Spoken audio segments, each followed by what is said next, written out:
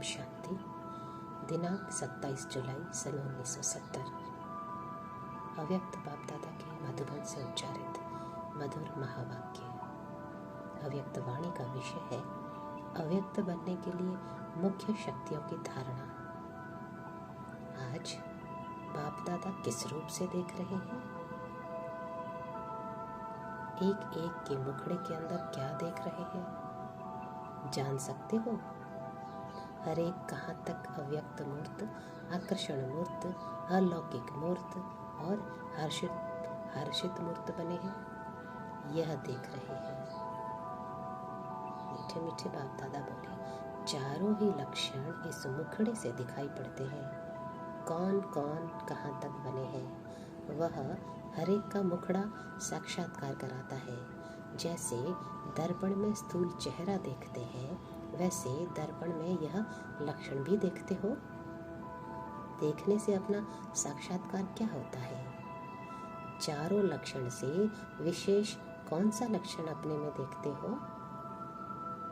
अपने आप को देखने का अभ्यास हर एक को होना चाहिए।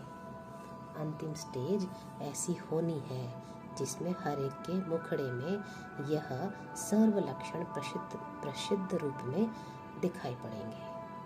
अभी कोई गुप्त है, कोई प्रत्यक्ष है, कोई गुण विशेष है, कोई उनसे कम है, लेकिन संपूर्ण स्टेज में यह सभी लक्षण समान रूप में और प्रत्यक्ष रूप में दिखाई देंगे, जिससे सभी की नंबरवार प्रत्यक्षता होनी है।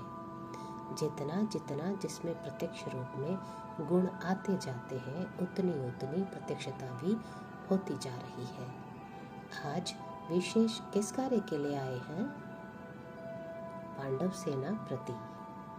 पांडवों की भट्टी का आरंभ है। अपने में क्या नवीनता लानी है यह मालूम है? विशेष भट्टी में आए हो तो विशेष क्या धारण करेंगे? तो हर एक ने अपना अपना लक्ष्य सुनाया। फिर बाप दादा बोले, टीचर्स आप बताओ इस पांडव सेना से क्या क्या कराना है? तो ये पहले से सुनते ही अपने में सभी पॉइंट्स भरने का प्रयत्न कर लेंगे, जो फिर आपको मेहनत नहीं करनी पड़ेगी। फिर बाप दादा ने पूछा, आप इन्हों से क्या चाहते हो? यह 1 सेकंड में अपने को बदल सकते हैं। मुश्किल तो कुछ भी हो नहीं सकता, और जो निमित्त बने हुए हैं उन्हों की मदद भी बहुत अच्छी मिलती है। पांडव सेना तो कल्प पहले की प्रसिद्ध है ही। पांडवों के कर्तव्य का यादगार तो प्रसिद्ध है। जो कल्प पहले हुआ है वह सिर्फ अभी रिपीट करना है। अव्यक्त बनने के लिए वह जो भी सभी ने लक्ष्य सुनाया, उसको पूर्ण करने के लिए क्या क्या अपने में धारण करना है वह आज सुनाते हैं। सर्व पांडव अपने को क्या कहलाते हो? बाप दादा ने पूछा, सर्व पांडव अपने को क्या कहलाते हो? ऑल माइटी गॉड फादर के बच्चे कहलाते हो ना? तो अव्यक्त बनने के लिए मुख्य कौन सी शक्तियों को अपने में धारण करना है? तभी जो लक्ष्य रखा है वह पूर्ण हो सकेगा। भट्टी से मुख्य कौन सी शक्तियों को धारण करके जाना है वह बताते हैं।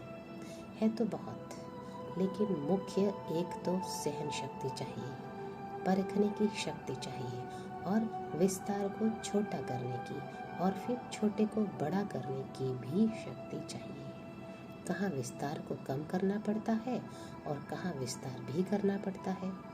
समेटने की शक्ति, समाने की शक्ति, सामना करने की शक्ति और निर्णय करने की भी शक्ति चाहिए। इन सब के साथ साथ सर्व को स्नेह और सहयोगी बनाने की, अर्थात सर्व को मिलाने की भी शक्ति चाहिए। तो यह सभी शक्तियाँ धारण करनी पड़े, तभी सभी लक्षण पूरे हो सकते हैं। हो सकते भी नहीं, लेकिन होना ही है, करके ही जाना है। यह निश्चय बुद्धि के बोल है। इसके लिए एक बात विशेष है, रूहानियत भी धारण करनी है और साथ साथ ईश्वरीय रोहाब भी हो। यह 2 बातें धारण करना है और एक बात छोड़ना है। वह कौन सी? कोई ने कहा रौब छोड़ना है, कोई ने कहा नीचपना छोड़ना है। तो बाप दादा बोले ये ठीक है। कहाँ कहाँ अपने में फेद न होने के कारण कई कार्यों को सिद्ध नहीं कर सकते हो, इसलिए कहते हैं नीचपना छोड़ना है, रौब को भी छोड़ना है। दूसरा, जो भिन्न भिन्न रूप बदलते हैं, कब कैसा, तो वह भिन्न भिन्न रूप बदलना छोड़कर एक अव्यक्त और अलौकिक रूप भट्टी से धारण करके जाना है। अच्छा, तिलक तो लगा हुआ है ना, अभी सिर्फ भट्टी की सौगात देनी है। वह क्या सौगात देंगे? तिलक लगा हुआ है, ताजधारी भी है, वह ताज देना है। बाबा ने पूछा ताजदारी भी है, वह ताज देना है। अभी अगर छोटा ताज धारण किया है तो भविष्य में भी कमी पड़ जाएगी। भट्टी में विश्व महाराजन बनने के लिए आए हो, सभी से बड़ा ताज तो विश्व महाराजन का ही होता है। उनकी फिर क्या क्या जिम्मेवारियां होती है, वह भी पाठ पढ़ाना होगा। यह भी एक अच्छा समागम है। आपकी टीचर यानी चंद्रमणि बड़ी हर्षित हो रही है, क्योंकि देखती है कि हमारे सभी स्टूडेंट्स विश्व महाराजन बनेंगे। तो बाप दादा बोले इस ग्रुप का नाम क्या है मालूम? एक एक में विशेष गुण है, इसलिए यह विशेष आत्माओं का ग्रुप है। अपने को विशेष आत्मा समझते हो? देखा यह किचन किसकी? तो बाप दादा बोले त्रिमूर्ति की किचन सौगात देते हैं। इस लक्ष्य को देख ऐसे लक्षण धारण करने हैं। पापा ने बोला यह कीचेन, त्रिमूर्ति की जो कीचेन है सौगात देते हैं। इस लक्ष्य को देख ऐसे लक्षण धारण करने हैं। एक दो के संस्कारों को मिलाना है और साथ साथ यह जो चाबी की निशानी दी है, अर्थात सर्व शक्तियाँ जो सुनाई है, उनकी चाबी लेकर ही जाना है। लेकिन यह दोनों बातें कायम तब रहेंगी जब रचयिता और रचना का यथार्थ ज्ञान स्मृति में होगा। इसके लिए यह याद सौगात है। अपने को सफलता मूर्त समझते हो? बाप दादा बोले सफलता अर्थात संपूर्ण गुण धारण करना। अगर सर्व बातों में सफलता है तो उसका नाम ही है संपूर्ण मूर्त।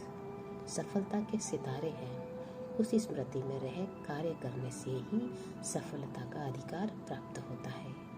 सफलता के सितारे बनने से सामना करने की शक्ति आती है। सफलता को सामने रखने से समस्या भी पलट जाती है और सफलता प्रैक्टिकल में हो भी जाती है। समीप सितारों के लक्षण क्या होते हैं? जिसके समीप है उन समान बनना है। समीप सितारों में बाप दादा के गुण और कर्तव्य प्रत्यक्ष दिखाई पड़ेंगे। जितनी समीपता उतनी समानता देखेंगे। उनका मुखड़ा बाप दादा के साक्षात्कार कराने का दर्पण होता है। उसको बाप दादा का परिचय देने का प्रयत्न कम करना पड़ता है, क्योंकि वह स्वयं ही परिचय देने की मूर्त होते हैं। उनको देखते ही बाप दादा का परिचय प्राप्त हो जाता है। सर्विस में ऐसे प्रत्यक्ष सबूत देखेंगे, बल देखेंगे आप लोगों को, लेकिन आकर्षण बाप दादा की तरफ होगी। इसको कहा जाता है सन शोज फादर। स्नेह समीप लाता है। अपने स्नेह के मूर्त को जानते हो?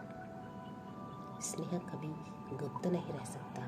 स्नेही के हर कदम से जिससे स्नेह है उसकी छाप देखने में आती है। जितना हर्षित मूर्त उतना आकर्षण मूर्त बनना है। आकर्षण मूर्त सदैव बने रहे, इसके लिए आकारी रूपधारी बन साकार कर्तव्य में आना है। अंतर्मुखी और एकांतवासी यह लक्षण धारण करने जो लक्ष्य रखा है उसकी सहज प्राप्ति हो सकती है। बाप दादा बोले साधन से सिद्धि होती है ना, साधना से सिद्धि होती है ना। सर्विस में सदैव संपूर्ण सफलता के लिए विशेष किस गुण को सामने रखना पड़ता है? साकार रूप में विशेष किस गुण के होने के कारण सफलता प्राप्त हुई? तो किसी ने कहा उदार चित्त।